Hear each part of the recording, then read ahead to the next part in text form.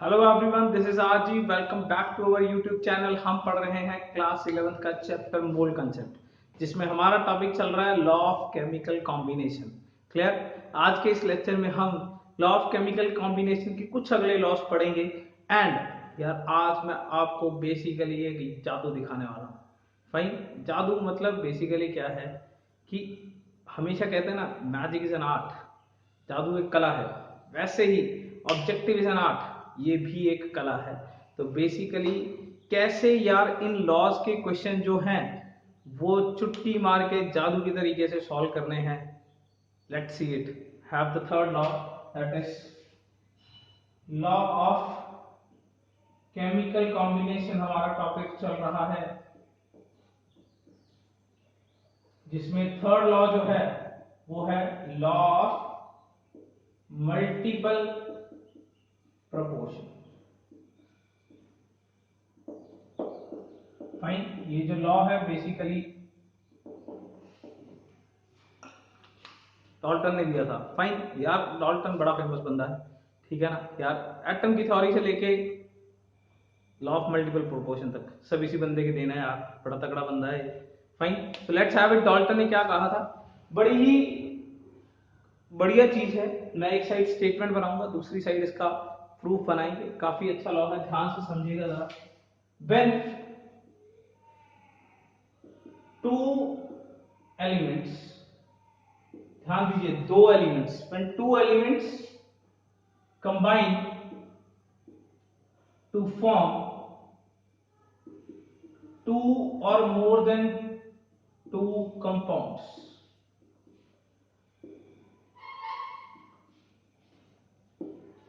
ध्यान दीजिए, दो एलिमेंट्स, मैं जानबूझ के यहां पे जगह बना रहा हूं because I need the space to illustrate my example.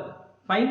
When two elements combine to form two or more than two compounds, ये लीजिए, दो एलिमेंट, नाइट्रोजन ले लिया और ऑक्सीजन ले लिया, इसको मिला के दो या दो से ज्यादा कंपाउंड्स बनाने हैं। N और O का कंपाउंड सोचिए कौन सा बन सकता है। Let's have it.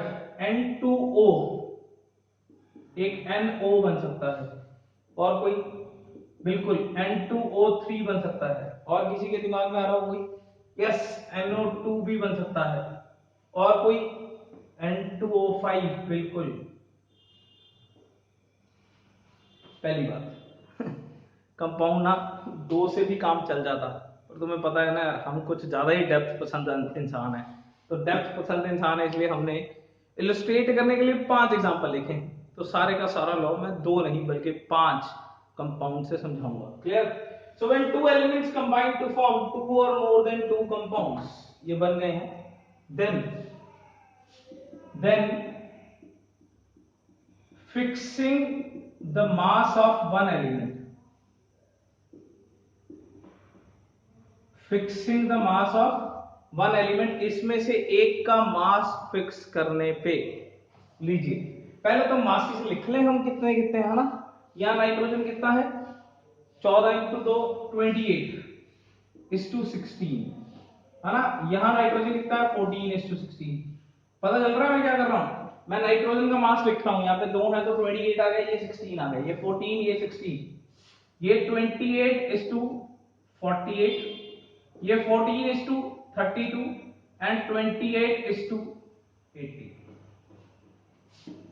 कोई भी दिक्कत? Is that thing clear? 28:16, 14:16, 28:48, 14:32 and 28:80। ये मैंने इनके मासेस लिख लिए हैं, पर यहां पे एक शब्द लिखे गए हैं, then fixing the mass of one element. एक एलिमेंट का मास करना है फिक्स। क्लियर। लीजिए फिक्स कर देते हैं। मैं नाइट्रोजन का मास फिक्स कर रहा हूं, बोलो कितना करूं? 28 करूं, 14 करूं? कोई भी कर लो, कोई दिक्कत नहीं है। लो जी, 14 फाइनल हो गया हमारा। Fixing the mass of one element, statement पूरी नहीं हुई है, अभी चल रही है। देखिए, व्हेन टू एलिमेंट्स, बिल्कुल दो एलिमेंट लिए हैं, combine to form two or more than two compounds, बिल्कुल मैंने 5 ले लिए हैं। Then fixing the mass of one element, fix कर दिया। Fixing the mass of one element, the other element, जो दूसरा एलिमेंट है इसके अलावा, the other element combining with that fixed mass, combining with that fixed mass bears a whole number ratio.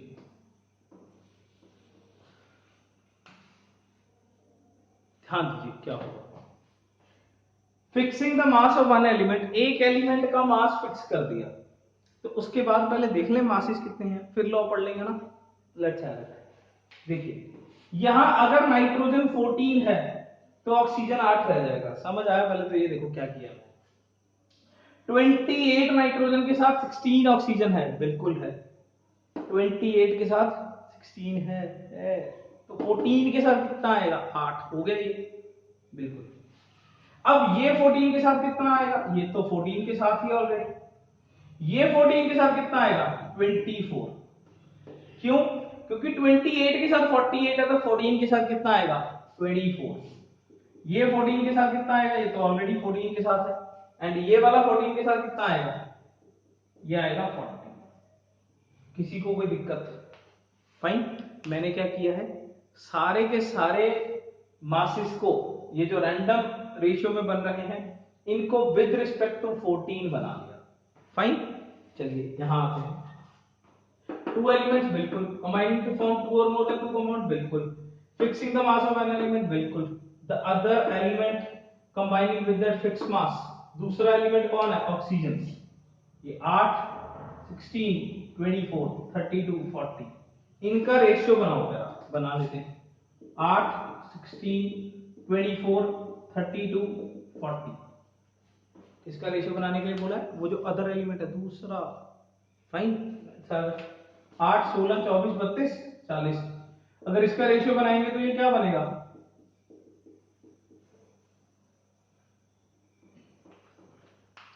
Simple whole number ratio. बियर था simple करके यहां लिखेंगे simple whole number ratio. Clear? तो देख लीजिए एक बार क्या लिखा हुआ है। फाइन। और रिप्रेजेंटेशन काफी अच्छी है, इसके रिस्पेक्ट में ये लिखा हुआ है, two elements to form two or more than two compound. ये 5 बना लिए हैं, 2 बनाते तो बहुत ही अच्छा होता, 1:2 आता। Fine. Combining to form two or more than two compound बन गए हैं। Fixing the mass of one element, ये फिक्स कर दिया, सामने पड़ा है यार, बिल्कुल ये इसके बिल्कुल सामने पड़ा है। Fixing the mass of one element कर दिया। The other element combining with that fixed मास, तो अदर एलिमेंट कौन है, ऑक्सीजन। वो सारे देख लीजिए फिक्स के साथ कितने आ रहे हैं, उनको अलग लिखोगे तो सिंपल होल नंबर रेशियो बनेगा। Is that thing clear? बन गया। देखिए 8, 16, 24, 32, 40, अगर इनको लिखेंगे तो ये सिंपल होल नंबर रेशियो बन गया है। तो क्लियर में एक दो बातें जो हैं वो बहुत ज्यादा समझने वाली है। फाइन। सबसे पहली बात जो समझने वाली है, देखिए ये जो रेशियो है 1:2, 3:4, 4:5 आया है। फाइन। काफी टॉप सीक्रेट बात है ये, समझिए। यहां आप नाइट्रोजन की वैलेंसी निकाल के देखिए, +1 आएगी, यहाँ +2 आएगी, +3 आएगी, +4 आएगी, +5 आएगी। काफी कूल चीज है ये कौन सी रेशियो में आ रहे हैं, जो नाइट्रोजन का रेशियो है। Are you getting it? यहां अगर हम देखें ना तो इस पर्टिकुलर केस में लिख लिया था ना डाल्टन, यहाँ नाइट्रोजन +1 ऑक्सीजन -2 है, यहाँ नाइट्रोजन +2 ऑक्सीजन -2 है, यहाँ नाइट्रोजन +3 ऑक्सीजन -2 है, यहाँ नाइट्रोजन +4 ऑक्सीजन -2 है, और यहाँ नाइट्रोजन +5 ऑक्सीजन -2 है। फाइन। इसके बाद तो आता होगा ना क्रिस क्रॉस द वैलेंसीज, ये इसको इसके पैर में ले आओ, ये इसको इसके पैर में ले आओ, ये इसको इसके पैर में ले आओ, ये इसको इसके पैर में ले आओ। फाइन। तो अल्टीमेटली वो तो आता है आपको कंपाउंड बनाना। तो पर मैं क्या चीज बताना चाहता हूं कि ये जो सिंपल होल नंबर रेशियो आया है ना, अरे भैया वो वेरिएबल वैलेंसी आई है, वो जो उनकी वैलेंसी है ना उन्हीं का रेशियो आया है। यही है लॉ गिवन बाय बंदा। कौन सा बंदा था? डाल्टन। क्लियर? फाइन। सो इसको एक बार और रिकॉल करते हैं एंड देन इसका एक और नजरिया देखते हैं। फाइन। क्योंकि हर लॉ में कुछ झोल है, थोड़ा सा तो झोल है, ठीक है ना।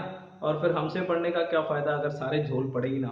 फाइन, तो let's have it, law of multiple proportion का अनदर झोल। पर उससे पहले एक बार इसे फिर से रिकॉल कर लीजिए। दो एलिमेंट, दो या दो से ज्यादा कंपाउंड्स, एक का मास फिक्स कर दिया, बाकी का उसके हिसाब से निकाल लिया, तो उनका जब रेशियो निकाला तो वो एक सिंपल होल नंबर रेशियो आया। लेट्स हैव द अनदर झोल। अब जब हमने इसे झोल का नाम दे दिया, मतलब अल्टीमेटली ये क्या निकल के आ रहा है, लिमिटेशन लगा लो या प्रिकॉशन लगा लो, ठीक है ना, कि क्या ध्यान रखना है इस लॉ के टाइम पे।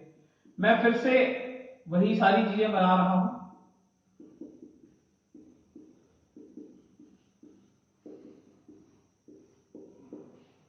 तो ये कहावत की तरह आप मतलब क्या पहेली की तरह आपके लिए ये बात बन के आएगी। यहाँ 28:16 था, by not wasting the time this is 14:16, 28:48। ये तो पता ना मैं क्या कर रहा हूँ, सिर्फ और सिर्फ मासेस का रेशियो लिख रहा हूँ। क्लियर?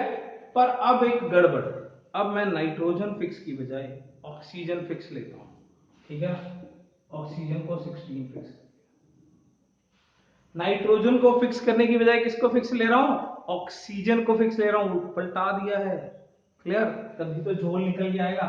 लॉजिक, ये कितना आ गया 16 के साथ, ये तो 28 ही है, अच्छी बात है। ये 16 के साथ 14 ही रहेगा, ये भी अच्छी बात है।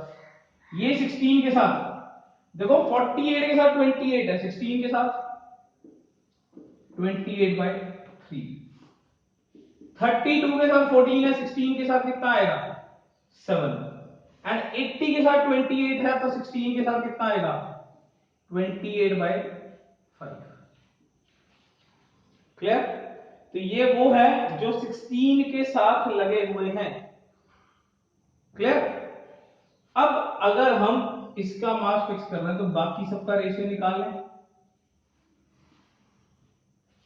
क्लियर? अगर हम बाकी सबका रेशियो निकालें तो ये हमारे पास क्या बन के आ गया है 28, 14, 28/3, 7, 28/5। क्लियर? इफ आई सिंप्लीफाई 7 से डिवाइड कर रहे हैं अगर हम इसे, तो 4:2:4/3 रेशियो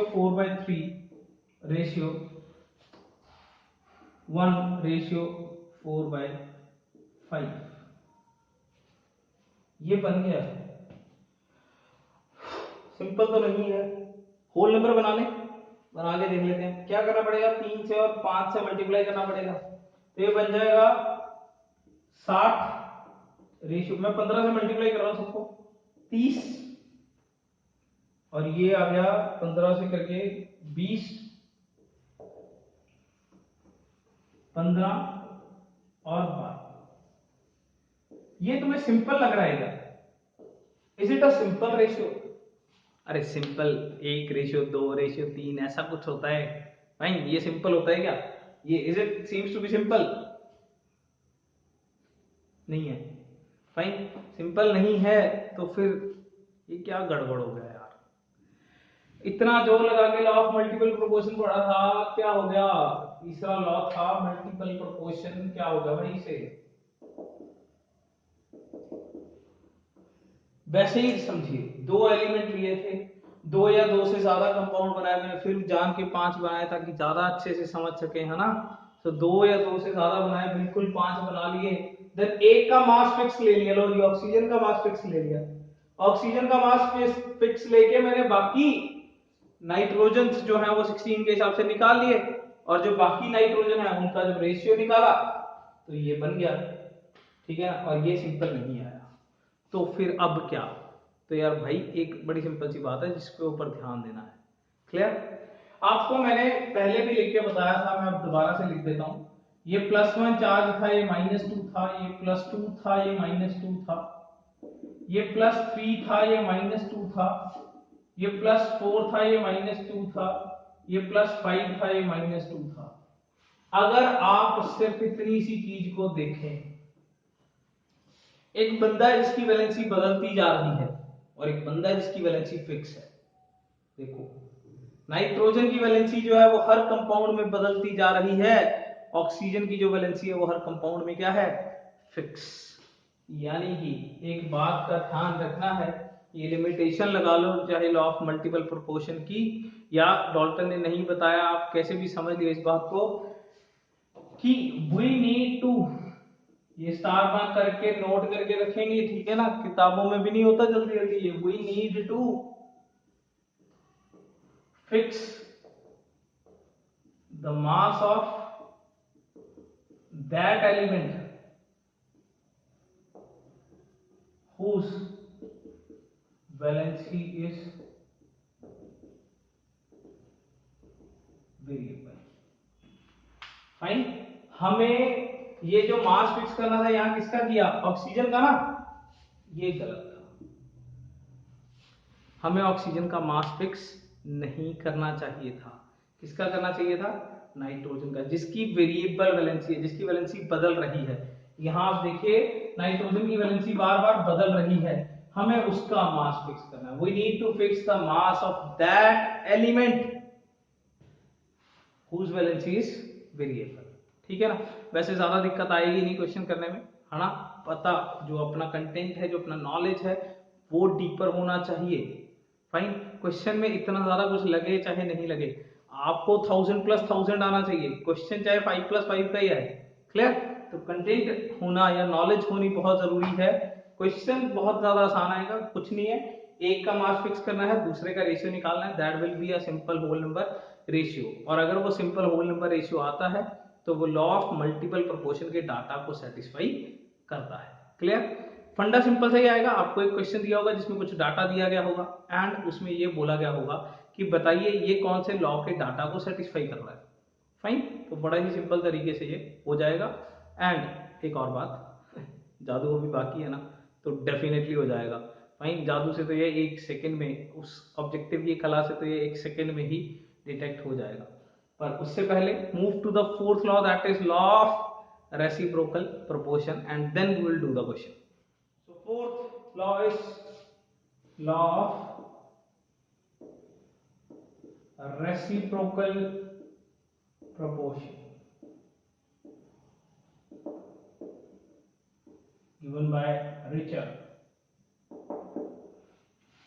रिचर यार इतना रिच बंदा है यार, क्या जरूरत थी ये सब करने की, चलो कोई बात नहीं, कर दिया है तो पढ़ लेते हैं। लॉ ऑफ केमिकल कॉम्बिनेशन में ये हमारा चौथा लॉ है, जिसको स्टेटमेंट और इलस्ट्रेशन के साथ साथ पढ़ेंगे फॉर बेटर अंडरस्टैंडिंग, क्लियर।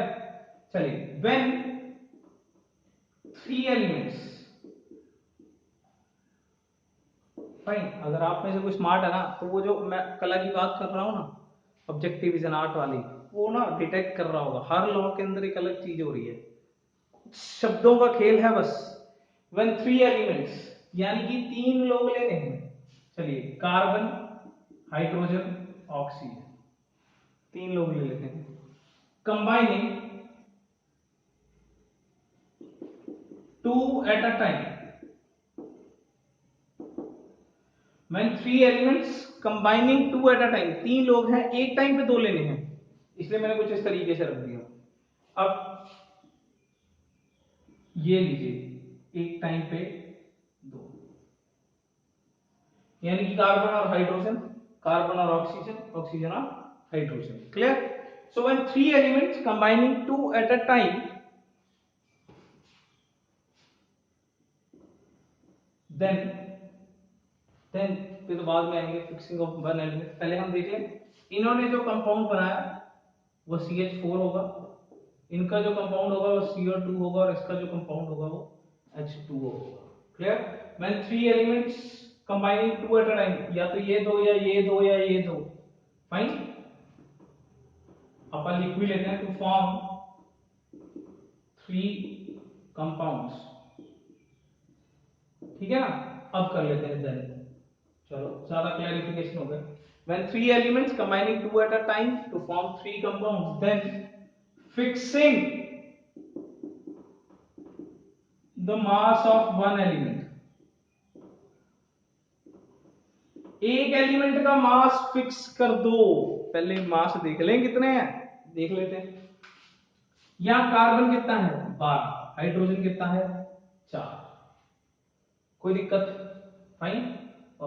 मैं इसे, चलो कोई बात नहीं, इसको कार्बन कितना है 12, ऑक्सीजन कितना है 32। क्लियर है ना? कार्बन 12 है, हाइड्रोजन 4 है, यहाँ कार्बन 12 है, ऑक्सीजन 32 है, कोई दिक्कत, इसका भी रेशियो निकाल लेते हैं। ये हाइड्रोजन 2 है, ऑक्सीजन 16। अब इसमें क्या बोला है, एक एलिमेंट का मास फिक्स कर दो, किसी भी एक एलिमेंट का मास फिक्स कर दो। लो जी, कार्बन का मास फिक्स कर लेते हैं।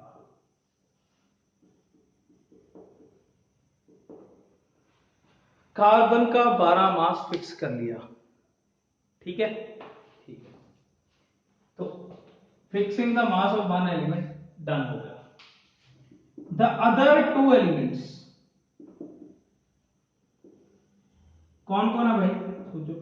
अदर टू एलिमेंट मतलब hydrogen and oxygen. The other two elements combining with that fix mass, combining with that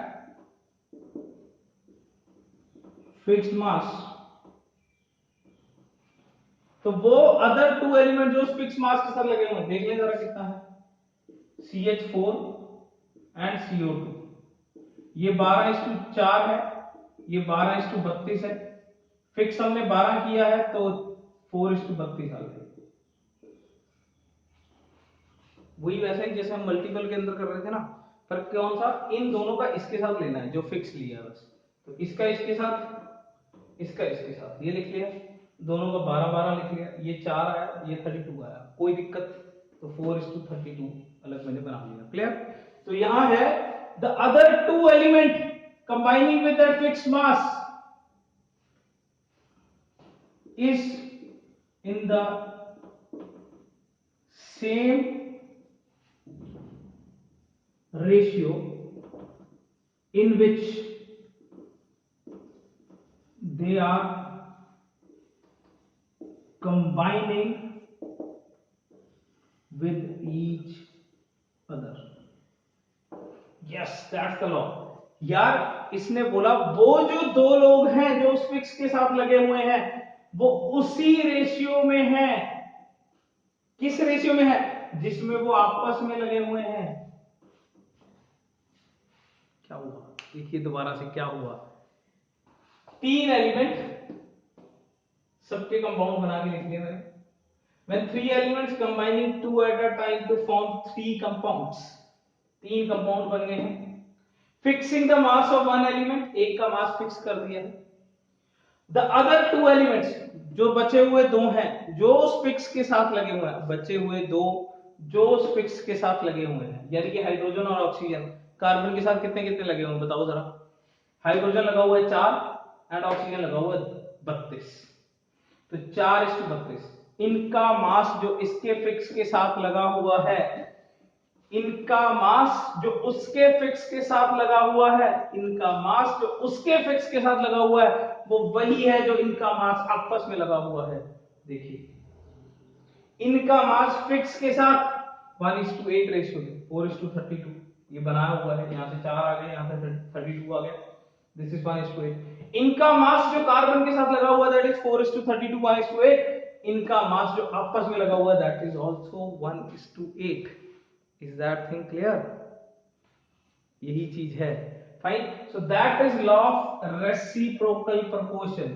fine, when three elements combining two at a time making three compounds, then एक का mass fix कर दिया, ये दोनों इस fix के साथ उसी रेशियो में लगे होंगे जिसमें ये आपस में लगे हुए हैं। क्लियर? कोई दिक्कत? अब देखो हर लॉ के अंदर थोड़ा सा झोल है, तो फिर वो झोल क्या है, let's have it try to another झोल। एक और एग्जांपल करके देखते हैं।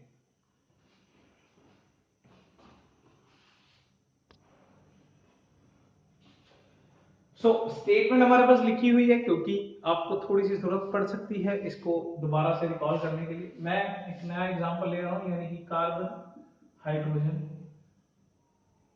And sulphur. Fine, I have changed an element. हम थोड़ा सा ट्राई करके देखते हैं क्या कुछ गड़बड़ आता है या वैसा ही है।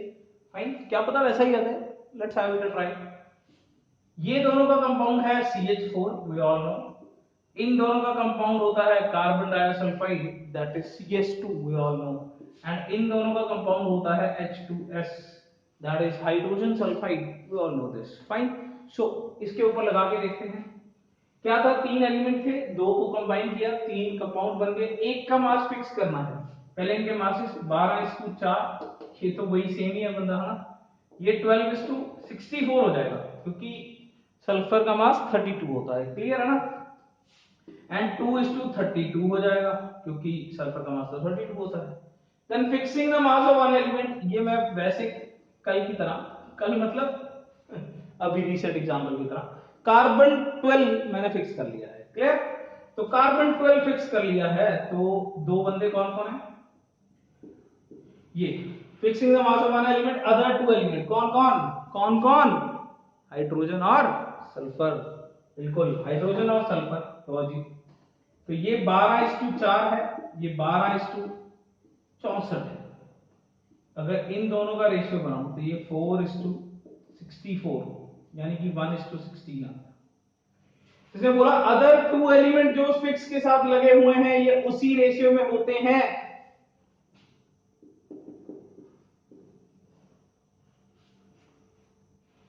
So 1:16 ही आ गए, यानी कि कोई छोल नहीं आया। एक और ट्राई मार के देखते, कोई एग्जांपल्स करने में कोई दिक्कत नहीं, करते रहना चाहिए यार, साइंटिस्ट यही तो करते हैं, एक ही चीज को बार बार बार बार बार बार करते रहते हैं ताकि कोई ना कोई नई चीज निकल आए। हम भी निकाल लेंगे, हम भी निकाल लेंगे, क्यों फिक्र कर रहे हो। सल्फर हाइड्रोजन ऑक्सीजन, फाइन, लो जी, ये आ गया H2S, ये आ गया SO2 एंड ये आ गया H2। यही compound, this is hydrogen sulphide, this is sulphur dioxide, this is पानी, कोई दिक्कत, फाइन। अब इधर नहीं देखेंगे, फाइन, क्योंकि अब आपकी काफी प्रैक्टिस हो गई है। तो अब 3 कंपाउंड बन गए, इनके मासेस 2:32, ये 32:60, सॉरी 32:32 ही आ गए, फाइन, 32:32 आ गए हैं ये तो, क्लियर। एंड ये 2:16 आ गया, क्लियर। तो fixing the mass of one element, sulphur का मास 32 फिक्स कर दिया मैंने, लो फिक्स कर दिया। क्या करना होता है, किसी एक का मास फिक्स करना है, बिल्कुल। ये है H2S और ये है SO2, इसमें hydrogen ratio sulphur, oxygen ratio sulphur. Hydrogen कितना है 2:32 एंड ये है 32:32। तो इनका रेशियो निकाल लो क्योंकि 32 तो फिक्स है, एक का मास तो फिक्स है ना, सल्फर का 32 फिक्स है वो, तो ये 2:32 आया, यानी कि 1:16। ये क्या है 1:8, ये क्या आ गया 1:16, गड़बड़, मिल गया झोल। क्या गड़बड़ हुई, 3 एलिमेंट थे, दो दो जुड़े और 3 कंपाउंड बना दिए। इसका मास लिख दिया 2:32, इसका लिख दिया 32:32, इसका लिख दिया 2:16, ये सल्फर 32 कर दिया, फिक्स कर दिया ना। तो चलिए फिक्स के साथ ये दोनों लगे हुए हैं, ये कितना लगा हुआ है 2, क्लियर। एंड ये कितना लगा हुआ है 32, 2:32, ये तो हमने यहां लिख लिया। ये जो इसके साथ लगे हुए हैं वो निकाल लिए 2:32, 1:16, और ये दोनों आपस में कैसे लगे हुए हैं, ये 2:16, यानी कि थोड़ा सा गड़बड़ है इस लॉ में, ठीक है ना। तो इस लॉ को हम सही करते हैं। Fine, what should be the right statement, Richard ने इतना ही किया था, what should be the right statement. Fine, अगर इसको हम पूरा सही करके लिखें तो when 3 elements combining 2 at a time to form 3 compounds, बिल्कुल सही है। then fixing the mass of one element, बिल्कुल सही है। the other 2 elements combining with their fixed mass is in the same, यहां गड़बड़ है, same or multiple ratio, same or multiple ratio. ये देखो 1:16, 1:8 का मल्टीपल है ना, ये 8 दूना 16, ये दोनों एक दूसरे के मल्टीपल ही तो है। तो क्या है, is in the same or multiple ratio in which they are combining with each other. जब 3 लोग लेते हैं और एक का मास फिक्स करते हैं तो ये दोनों इसके साथ जिस रेशियो में लगते हैं वो अपने आप के साथ या तो सेम होगा या मल्टीपल रेशियो होगा, क्लियर, कोई दिक्कत। तो ये हमने चारों लॉस को काफी टटोल लिया है, clear. So let's have the art objective. Let's have it. लीजिए, so I am here to complete my promise as I have done in the starting of the lecture. मैं इस पर्टिकुलर क्वेश्चन के data को बिना solve किए इसका answer निकाल दूंगा। फाइन, तो देखिएगा कि क्या हो रहा है। सो 1 gram of oxide of metal M contained 0.5 gram of M। 1 ग्राम का कोई ऑक्साइड है जिसमें मेटल M है, जिसमें 0.5 ग्राम M है, and 4 gram of another oxide, कोई एक और ऑक्साइड है which contained 1.6 gram of N। Fine, यानी कि बड़ा सिंपल सी बात है, 1 ग्राम में पहले 0.5 ग्राम M है, तो 0.5 ग्राम ये हो गया, and 4 gram of another oxide में 1.6 ग्राम M है, यानी कि बचा हुआ जो भी 2.4 ग्राम है वो O हो गया। तो बताइए कि this data illustrate the law of multiple proportion. Done. सोचो क्या किया, ऐसा क्या हुआ स्टेटमेंट पढ़ते कि सॉल्व ही नहीं किया। अरे कितना कुछ करके सॉल्व करना था यार, लॉ ऑफ मल्टीपल प्रोपोर्शन ऐसे सॉल्व होता है क्या? मास फिक्स करो, एक का फिक्स करो, दूसरे का रेशियो निकालो, ये क्या? देखिए क्या किया है। फिर एक बात हमेशा ध्यान रखना, law of conservation of mass involves reaction and masses. Law of constant proportion, sources different, compound same. ये कुछ शब्द ध्यान देने वाली चीज है लेक्चर के अंदर। Clear? Law of multiple proportion, 2 element, and reciprocal proportion, 3 element, 3 compound. अब 1 मिनट के लिए इन सबको पढ़ो और फिर सोचो क्या सही है बात। सोचो एक बार। Law of conservation of mass के लिए रिएक्शन और मासेस आने चाहिए थे, यहां घंटा कोई रिएक्शन नहीं दी हुई, तो ये कैसे आ जाएगा? ये आ ही नहीं सकता। मैंने कल भी बताया था लेक्चर में, कांस्टेंट प्रोपोर्शन के लिए सोर्सेज अलग होने चाहिए, कंपाउंड एक ही होता है। यहां एक शब्द लिखा है अनदर, कईयों के दिमाग में अच्छा सर इतना ध्यान से पढ़ लिया। अरे भाई इतना ध्यान से ही पढ़ना है, जादू जो है ना वो फिर कला इसी तरीके से आती है। अगर आपने पूरा बारीकी से देख लिया फिर तो पकड़ लोगे आप। अरे इतना ध्यान से ही देखना होता है, पूरा ध्यान से देखोगे तो समझ जाओगे क्वेश्चन को।